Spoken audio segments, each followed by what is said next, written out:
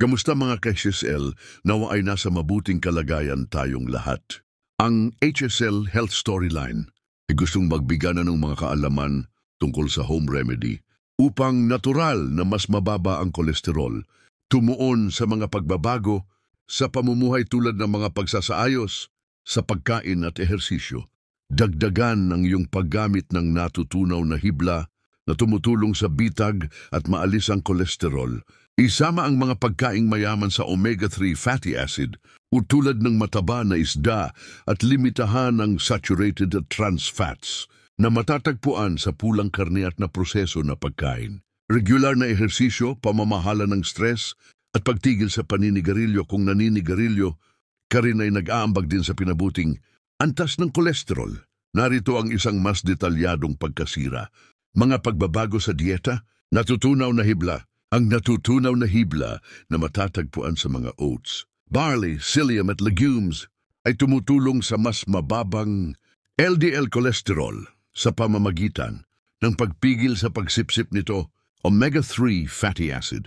Isama ang mga mataba na isda tulad ng salmon at tuna sa iyong dieta dahil ang mga ito ay mahusay na mapagkukunan ng omega-3s na dumidodosyo ang LDL cholesterol at triglycerides. Malusog na taba, palitan ng mga puspos at trans fats na may malusog na hindi puspos na taba. Tulad ng langis ng oliba, mani at abukado. Limitahan ng saturated at trans fats. Bawasan ang pagkonsumo ng pulang karne, buong taba na paggawaan ng gatas at mga naproseso na pagkain na mataas sa mga hindi malusog na taba na ito. Diet na nakabase sa halaman. Bigyang diin ng isang dieta na batay sa halaman na mayaman sa mga prutas, gulay, buong butil at legum. Berdeng gulay. Isama ang berdeng dahon ng gulay sa iyong dieta dahil maaaring makatulong sila sa mas mababang presyo ng dugo, kabuang kolesterol at kolesterol ng LDL, mga pagbabago sa pamumuhay, mag-ehersisyo.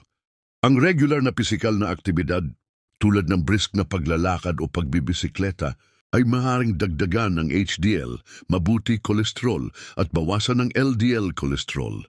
Pamamahala ng stress, yung mga pamamaraan tulad ng yoga, pagmumuni-muni at malalim na paghinga ay makakatulong sa pamamahala ng stress na maaari ring negatibong nakakaapekto sa mga antas ng kolesterol.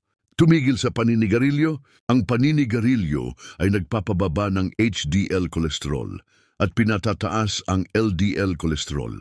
Ang pagtigil ay makabuluhang nagpapabuti sa mga antas ng kolesterol at pangkalahatang kalusugan. Limitahan ang alkohol. Ang katamtamang pag-inom ng alkohol ay karaniwang itinuturing na katanggap-tanggap, ngunit ang labis na pag-inom ay maaaring magtaas ng mga antas ng triglyceride. Panatilihin ang isang malusog na timbang. Ang pagkawalan ng labis na timbang ay maaaring mapabuti ang mga antas ng kolesterol. Maraming salamat po sa panonood o pakikinig. Muli ito ang HSL Health Storyline na nagsasabing ingat